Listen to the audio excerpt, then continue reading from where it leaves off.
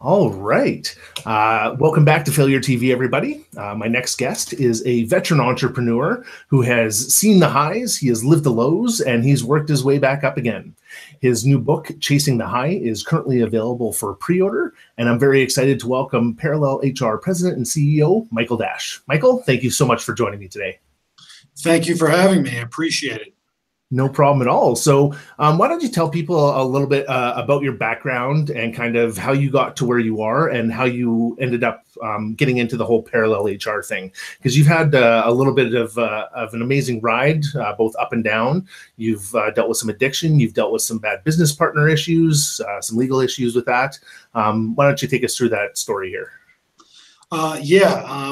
A turbulent ride would be an understatement, to say the least. It's definitely been a roller coaster ride of ups and downs, and with addiction, entrepreneurship, legal battles, everything that you just mentioned. I grew up back east here in the United States in New Jersey. My father was an entrepreneur, so I always knew in some respect that I would be an entrepreneur. I always followed him around. I was in the store with him. He had me working when I was 10. So I knew, I was a sales guy. I knew I wanted to run my own business. And, after I graduated college, I took a job in New York City. My best friend was in staffing. And he said to me, I think you'd be really good in this business. Why don't you come join me? And, I said, well, let me go work for another staffing company. Let me learn on their dime for a year, and then I'll come and I'll join you so you don't have to waste all your time teaching me about the industry. So that's what I did. And I worked 1 year in technology staffing in New York City right before 9/11 happened. And at that point, I had actually met my ex-business partner. So when 9/11 happened, she went back to Salt Lake City, Utah, where she was from. I went to work with my best friend that I grew up with. So I worked with him for 4 years. He actually had some legal issues with the owner of the company. He was the president at the time, and they ended up parting ways. I was calling on business for E-Trade Financial in New York City. They said to me, we don't have any business here, but if you happen to know somebody in Sandy, Utah, we're trying to hire 200 financial service reps in the next 3.5 weeks. So I happen to know one person in staffing outside of the metropolitan area, and it was my ex-business partner who was here in Salt Lake City. So since my company didn't want the business, the entrepreneur that I am, I called her up. I asked her if she was interested in putting a bid together on it, bidding it, and she was. Either way, I was going to do it. She was interested. We put a bid together. We won the bid. We filled all 200 positions in 3.5 weeks.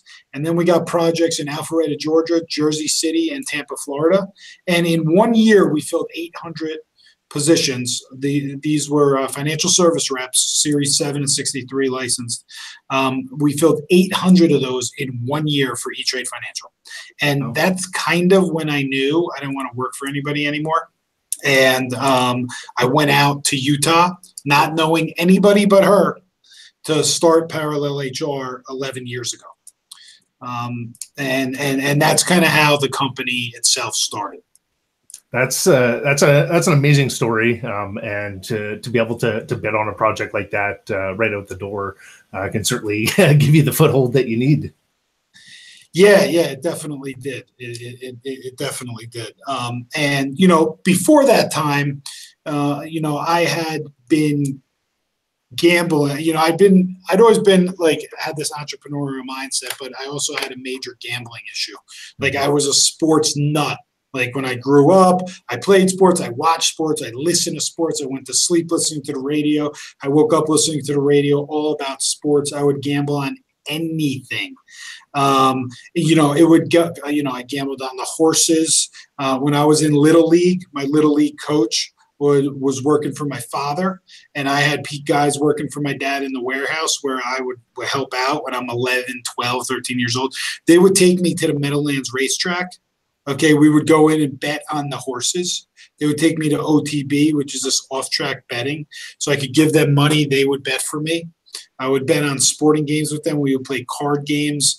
It was just out of control from the get-go. Our friends would get together on the weekends. We'd play high-low, AC-deucey. We'd have these big pots of money. I mean, I was the first one who had a job because I was a few months older than all my friends.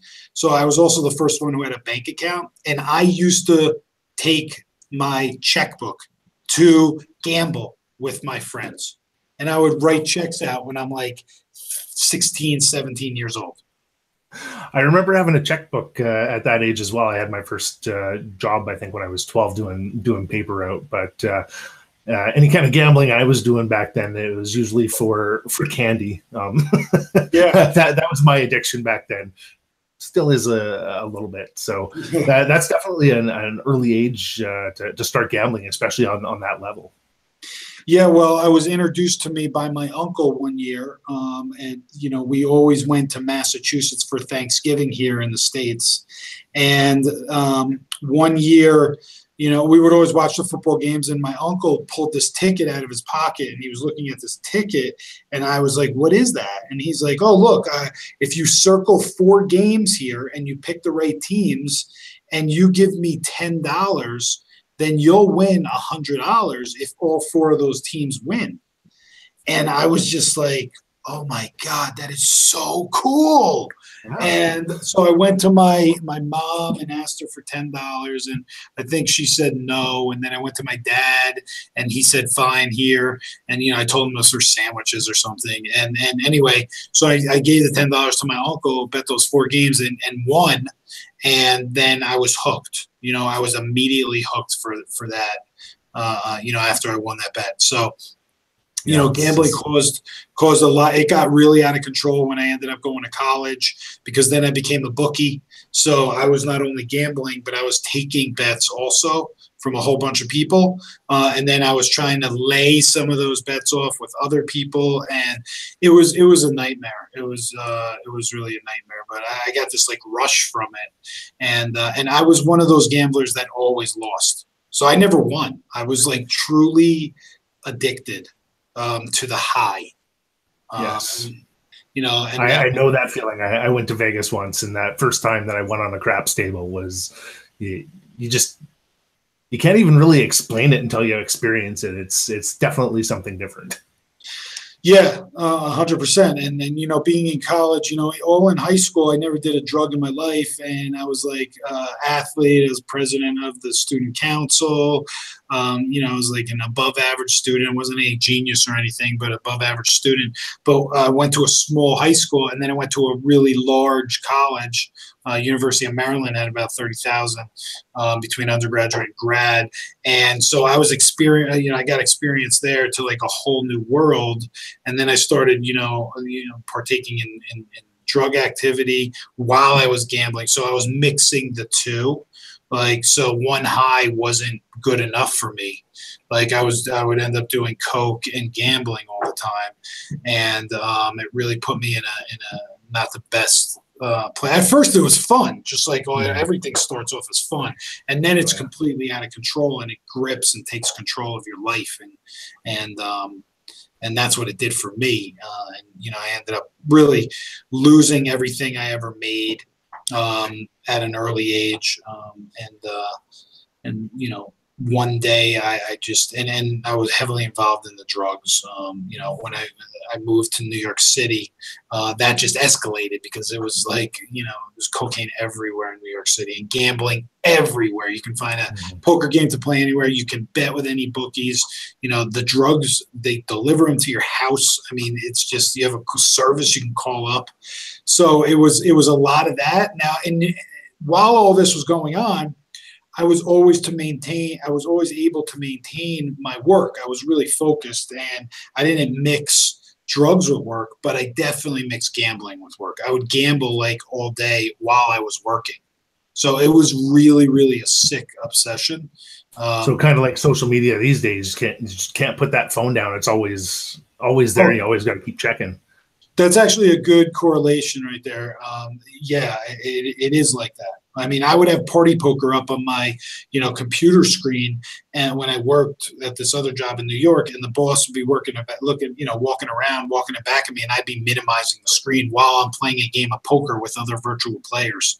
And then I would always have the newspaper, and I'd be staring at the lines because I was a big sports gambler, and I'd be looking at the games and seeing, I'd just be like, all right, what games do I want to bet tonight? And I'd be like circling them. But in the meantime, I would have like around it like this business magazine. So if anybody from around the room saw me, it looked like I was reading a business magazine. But I really have all these lines,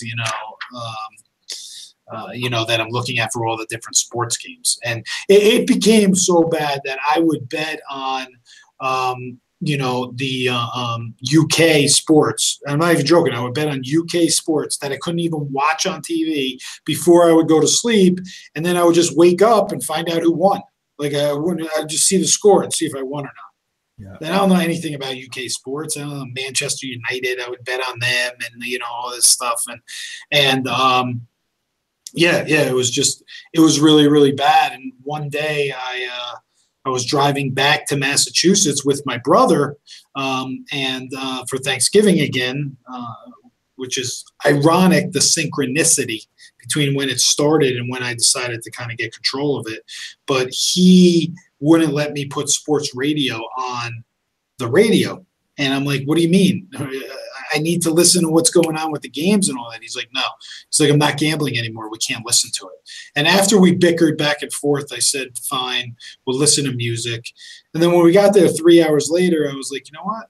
That was actually a nice, calming ride.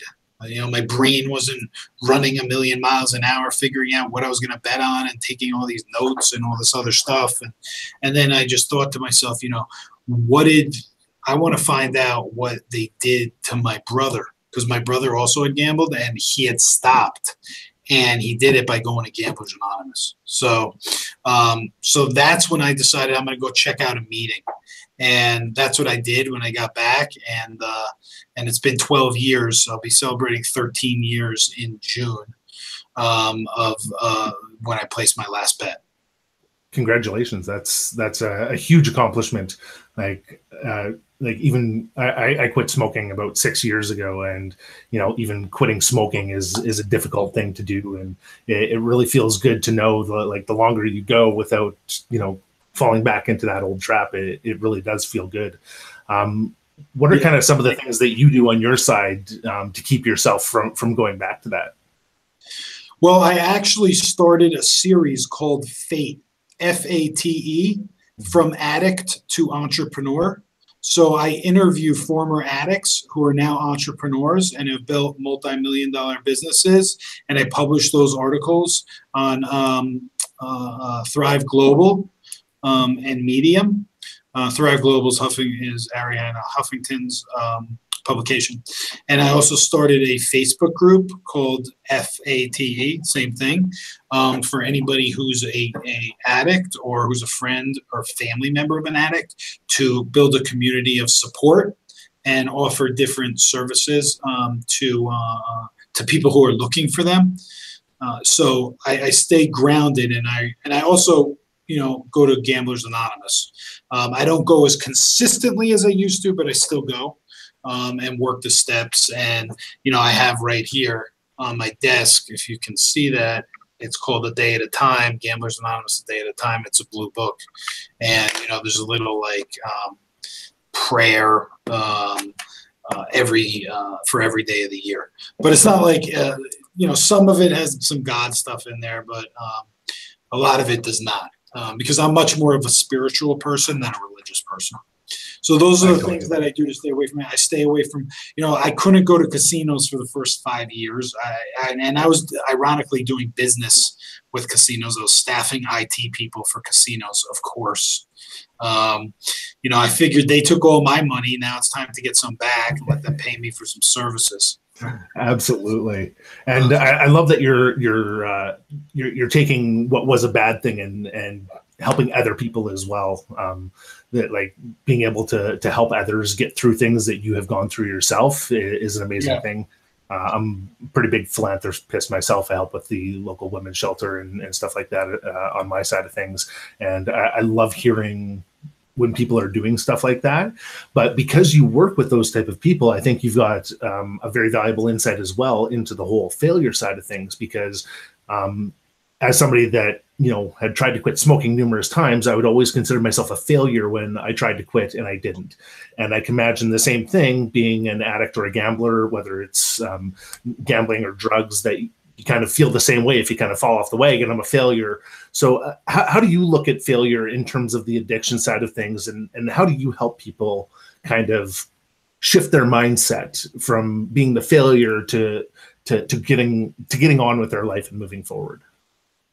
Well, you know, addiction's a tricky thing, right? There's a lot of people who will fall off the wagon, you know, they'll fall off, you know, the horse, so to speak. It's just important to get back. You know, you're going to have bumps in the road. You know, everything isn't a smooth path. You know, I always like to tell my staff, the road to success is always under construction. And, you know, and so when you do hit a roadblock, it's important that, okay, take a second, be upset, but gather yourself and learn something from it and incorporate that into your life to make you a better person and make, you know, and make you that much stronger the next time around. I mean, when I saw that, you know, that you were doing this show called FailureTV, then I was like, oh my God, that's perfect, because I am an expert in how not to do shit. Okay? I think we all are these days. That's what I'm an expert in.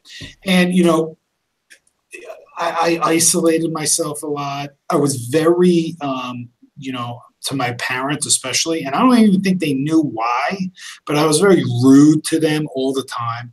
You know, again, I would let people in at close to me, but only close enough that I was comfortable with. Right. So they always thought they were close to me, but they really weren't, because it wasn't like I had a lot of demons inside of me and everything. The things that I really, really failed at was being a leader at my company, because I was so angry about a lot of things. The lawsuit with my ex-business partner. Mm-hmm. So I had Parallel for 11 years, and 6 years ago, I bought her out. We were butting heads. You know, we wanted to go in different directions. And after the buyout, I felt she violated the agreement. And so I stopped payments that I had still owed her. And in turn, she sued me. So then I countersued her. And this went back and forth and back and forth. For 6 years, we've been in legal battles. And, you know, a lot of the mistakes I made were making emotional decisions. Right. Yeah. And when you make an emotional decision, the outcome is never going to be positive. Okay. You know, so I learned valuable lessons by doing that. But it's, you know, I've made millions and I've lost millions. You know, I'm just fortunate enough that I just settled this lawsuit last week. Okay. 6 years. If we did this interview 2 weeks ago, I wouldn't have been settled. But 6 years ago, I tried to settle it a few other times, but my ego continued to get in the way of me doing what was best for my future. And if I can give anybody any tip, you know, I think when you're in a conflict, a lot of the time, you view what the other person is going to get if you settle it. Not what you're going to get, not the salvation you're going to get, the clarity you're going to get, the, you know, the abundance of life that all of a sudden you're going to have, the positivity that's going to enter your life. More importantly, the negativity that's going to fall off. Too often, what we do is we think about, okay, wait a second. She's going to get this after she did this to me, but it shouldn't be what she's going to get. It should be about, the only thing we should care about is what it's going to do for us. Yes. We're living our life. We're not living their life. And, you know, that's a huge mistake I would make. I would always compare, like when we were trying to negotiate a settlement, I would always compare this. And that was a big mistake. Emotional decision making and comparing, like an issue, I'm getting a raw deal, and then, having my ego, just, putting your ego aside and really. That's definitely hard. Yeah. Yeah. So Everybody's ego gets in there. Yeah, I learned a lot of lessons that way. And really a big thing that changed for me is when I took a trip to Bali and with an entrepreneur group. And I was introduced to the study of flow and living in flow, which the whole premise is living an effortless life by following your highest intuition at all times. And, if it's not a hell yes, then it should be an F no in everything that you do. And, I never lived my life like that. So, I had spent years of my life making decisions strictly financial. Like, is this a good financial decision for me? Okay, yes. Okay, it was always about the money for me. And that's the wrong way to live life, because ultimately money will not make you happy. Because like I said, I had a lot of money and now I'm about to not have a lot of money, and I couldn't be happier. Yeah, I actually read a quote from you. I can't remember exactly what it said, but it was talking about how you used to be such a negative person, and you've completely turned around to be more of a happy person, and that. And I can totally relate to that, because I used to be the same way. I used to be very negative. I used to read the news a lot, which I do not anymore. It makes me upset. Good. It makes me angry. I get negative. I get upset, and I don't want that in my life. And I think that has a lot to do with entrepreneurs as well, and being in that wrong mindset. Do you think the money and the negativity kind of went hand in hand? Do you think they were related at all? Or do you think those were two different things that still ended up in the same bucket together to help you in the wrong direction at first? Well, I think when you combine, so it's always been about money for me. I was gambling at a young age, right? All about money. Right. And even though I didn't gamble, I gambled because of the high. It was still around money. The lawsuit was all about money. Right. And I allowed my emotions to get involved in it, but it was all about money and ego. Right. And that put me in a negative space. So I would have to say, yeah, they're tied together. But I would be walking down the street when I lived in New York City, and if somebody looked at me, the first thought in my head would be, what the F is that person looking at? Yeah. Not like smile and say, hi, how you doing? Have a great day. Hope you have a great day. Right? No, it would be like, what the hell are they looking at? And like, that's a very heavy way to go through life. And there's a lot of people who do that. And I did that for the majority of my life because I was so angry about all this other stuff that was going on that, frankly, I was a major reason why it happened. When you get stuck between your right and left ear, right? And, you make all these decisions with your head. You make no decisions with your heart. And that led me to a very bad place, because all my decisions with the head were financial. With my head were financial decisions. So now I follow my intuition. My intuition told me after 6 years, you need to forgive yourself. You need to give yourself a break, and you need to settle this lawsuit. And even if it's going to cost you a lot of money, it doesn't matter, because there's one thing, like I always say this to people. Okay. You can make millions, you can lose millions. You can always make that money back. But you can never, never, never get that time back. Once that time is gone, it's gone. And you got another wrinkle. And you got to move on. So, I've been a stubborn person. It took me a long time to realize it. But I've finally turned the corner. And my life is just becoming amazing and just opening up to just whatever really I want to manifest, I'll be able to. I just climbed Mount Kilimanjaro a couple of months ago. Wow. And yeah, I did it with Leukemia Lymphoma Society. I raised a lot of money for them. And it was one of the most amazing experiences of my life. And, the people in Africa have such a spirit to them. And they're happy from the smallest things. You give them a pair of, flip-flops, and it's like one of the happiest days ever for them. And to think that, we come back here to the US, at least for me, to the US, and I hear all these people bitching and complaining about the weather and the traffic and like the most ridiculous, absurd things, then it puts life into perspective. And, it really makes me appreciate things more and really want to give back and impact others. Absolutely. That's a great way to look at it too.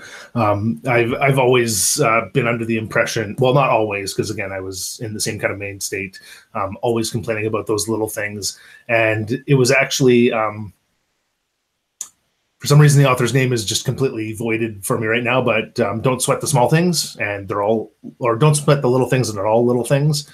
And that completely changed my perspective. With just one book. And I don't think enough people take the time to try and change their perspective or outlook on life. And I have cut out people in my own life who refused to change that. Like they were always being negative, and I would try and, let them know, like, look, I used to be that way. You can change this. There is other ways to look at it. And when you start looking at it and you start becoming a happier person, you're just going to notice things are just going to be going better for you. You're not going to have that cloud over your head at all times, which is, it wasn't any way that I wanted to continue living my life. And I'm very happy that I decided when I did to start changing it. And it did take quite a while for me to get there. And I'm still not entirely there. Like I still have social anxiety issues, going out in big groups, stuff like that. But, 15 years ago, I wouldn't be out at a pub with a bunch of people and hanging out and enjoying life. I'd be sitting in the darkest hole on my computer on websites, wasting my time and not contributing anything to anything really. And it's great to be in the driver's seat now rather than the passenger seat. Yeah, well, it's the power of positivity. I mean, and you have to surround yourself with not only positive people, but people who are elevated. If you want to elevate your life, you have to surround yourself by people that are living an elevated life and are contributing at a high level, because you are the sum of the 5 people you surround yourself with, right? So being able to do that and incorporating other things into your life, like I listen to positive podcasts. I never used to listen to a year ago. I wasn't listening to podcasts, but there's a lot of great stuff out there, right? Motivating stuff, inspiring stuff. I do some meditation, and there's a lot more I can do that I'm learning about. I just started doing yoga. I never really did yoga. I like to run. I like to compete. I like to do stuff like that. But yoga is very important. Or some sort of meditation is very important to calm things down, to rest, to just sit. It's very difficult because everybody's doing, and distracted. I fall into it too. Like always have noise on in the background instead of just listening to the quiet and, having. I like going out back for that with the nature, the noise of the birds and the wind. Well, yeah. It's very therapeutic, and it can reset you when you have to go back to the grind, when you have to go back to work, but it also gives you an appreciation of the amazing world that we live in and to take advantage of all of it. Absolutely. I'm very lucky to live in an area that is absolutely gorgeous for things like hiking, and like there's lots of trees, lots of little like hidden like water spots and stuff like that. So you can go hiking for an hour and turn a corner and all of a sudden you're at this like little lake up on a mountain, and there's a deer over there and there's birds, and it's very serene. And previous to be coming back here, I came back home to be closer to my mom, who was getting older. But one of the things that made me want to move back was the overall stress in my life in the big city. So coming back to my hometown that's a lot smaller with all the trees and everything else was such a huge mind shift for me. And like within a week, I was so much happier just being in an area with so many trees and everything, as opposed to being surrounded by buildings. So it's nature can be amazing. I live here in Utah, and I can certainly appreciate that. Absolutely, especially coming from New York, where same kind of thing, where you don't have as much. Now, with everything that you've gone through and everything that you help everybody with, everybody's got a different definition of failure and what failure is. So what is your definition of failure? What do you think would be a failure in your eyes? I tend to view failure as learning experiences, not so much as failure. I'm not a big fan of the word failure, because just because you didn't succeed at what you were doing doesn't mean you failed. Exactly. The fact that you try is success in itself. So I would say failure would be not trying. Okay, not attempting to do something because you're nervous, you're worried about what somebody else is going to think of you, you're worried about how you're perceived, all these things. You know, for a while I was doing a bunch of Facebook Lives, and I kind of tailed off on doing them. You know, at some point, and now I'm starting to ramp them up again, as you know, my book is going to hopefully come out towards the end of towards the late summer. But you can get in your head and you can start thinking, you know what, I don't want to go and talk about failure on TV. I don't want to go on Facebook Live and talk about my gambling. I just don't want to do it. I'm tired. I'm lazy. You can come up with a million excuses for yourself. The failure is not trying.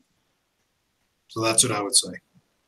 Absolutely. I love that description. And I think I've got a very similar kind of statement on one of the, I share out failure quotes every week. And one of them is quite along those lines of, you know, failure is basically not trying. Yeah. And I have kind of thought the same for most of my life because, well, back when I was younger, I got picked on a lot. So I always considered myself a failure. The word failure, like you said, I'm not a big fan of it. It does have a negative connotation to it, but it took me a while to realize that failure wasn't the failure. It was not even trying. And that's kind of where this came from, was somebody telling me, you know, that they admired me for continually trying all these new things because they would be scared shitless. I'm like, well, I am scared shitless. Well, why do you keep doing it? I'm like, well, because I'm not going to know if I don't try. I have to at least try, because it's always going to be a no, and it's never going to happen if you don't even try. So I always have to try and push myself into that mindset for everything, really. And yeah, it's a lot. Totally. I also wanted to talk a little bit about your book that's coming out, Chasing the High. Do you want to explain the concept there for the Chasing the High? Sure. So, you know, obviously I talked about my gambling problem. When you have an addiction and you're working through that addiction, it's challenging because you have, even when you're sober, you all of a sudden have all this time that you devoted to that addiction. And what are you going to do with all that time? You don't live, like, I wasn't used to living a quote unquote normal life, you know, with a lot of activities, fulfilling my days and everything. No, it was like gambling all the time, right? And sports and drinking and all this other stuff was around it, but it was all part of the gambling. So, you know, for me, when I stopped gambling, and I still struggle with this now. It's always about filling in that time with different activities and surrounding yourself with people. But, you know, when I stopped gambling, I started running. That was one of the first things I did. And I ran 4 marathons in 5 years. Wow. Impressive. Yeah, thank you. And then I had a couple of back surgeries, so I kind of stopped doing that. And then, you know, like I just said, I just climbed Mount Kilimanjaro, which is 19,000 feet. And you know, it's always been about fun. And then in business, you know, I would always get a high when I closed the deal. Like I would get that rush, you know. So it's just always been about chasing the high for me. And so the book, and even with the lawsuit, right? So the book is a journey, entrepreneurial journey, my entrepreneurial journey, and the lessons that I've learned. And chasing the high is just simply what I've done my whole life. And there's obviously more positive highs to chase than negative highs. There can be both. For me, at this point in my life, the best high I get is when I'm helping a leukemia patient. Right, I'm raising money for them, or I'm going and surprising them at the hospital, like I did last week with like 40 boxes of Girl Scout cookies, and just bringing them into to Allie, who's somebody who was 7 years old here in Utah, and her leukemia came back. I was nominated for the Man of the Year, Woman of the Year. For Leukemia Lymphoma Society in late 2016, and that was a 10-week fundraising blitz where I raised $75,000 in 10 weeks for them, along with my teammates. And she was the Girl of the Year they were honoring that year. She was 5 years old at that point. She overcame it, and she was clear for about, 6 months to a year, and then it came back. So she's back in the hospital. So, being able to go have an impact on her, see her smile, that's a high for me. So, chasing the high, though, is about the missteps that I've made, the emotional decisions, what I learned from them, being in a legal battle and listening to the wrong people, even though you think they're the right people. And when I say that, I'm talking about family members who only have one-sided view, and it's yours, not giving you like an objective view, but not really knowing that they're not doing that because they're your son or your cousin or your uncle or whatever. They want the best for you, right? So a lot of lessons learned through things like that, and then about how you work and treat your employees, and how these other distractions can really affect your health, and in turn affect how you act and treat others, and just a lot of different lessons that I learned throughout that, and then finding flow and kind of overcoming it all, and now being in a great place. That's awesome. And I think Chasing the High is a great title and a great way to explain it, because I get the same way. Like every time I do one of these episodes, I like for the next 2 hours afterwards, I'm just like all wired and on that high from doing it as I'm getting everything ready and posting it online. And I think more people just in their day-to-day activities need to do more of the stuff that give them those highs. Like if you're in a job that doesn't give you that, then go and find it. Like find whatever it is that makes you do that and try and make a job out of that. Like make yourself as happy as possible. Yeah. If you're not look, everybody can change their situation. A million people give you a million reasons why they can't. But that's the negative mindset. It's about what you can do. And, every inch forward can make a major change long term. So it's just, incorporating small things. Like I always say, small steps lead to big changes. Absolutely. So before we wrap up here, one more question. For any of the people out there listening, watching that are running into their own roadblocks or coming up with their own excuses, what's a piece of advice or something that you would tell them if you ran into them here? Well, I would say you have to start filling your brain with positive thoughts, okay? Because, again, you can get stuck. Sometimes we're our worst enemies. So, like, little things that can really help are just start listening to podcasts. They're free on our Apple phones and I guess Android. Just go and start listening to some positivity. It'll start your day off right. Maybe meditate for 10 minutes. I'm not saying do anything extreme. You have to start small. You incorporate small things, and then you start opening your mind up to different areas that you never even knew existed because you were so short-sighted in that time. So that would be my suggestion, because that's what happened with me. I didn't know anything about flow and the study of flow and following your highest intuition and living that in that life right? I only knew about the way I grew up, and that's how I made all of my decisions.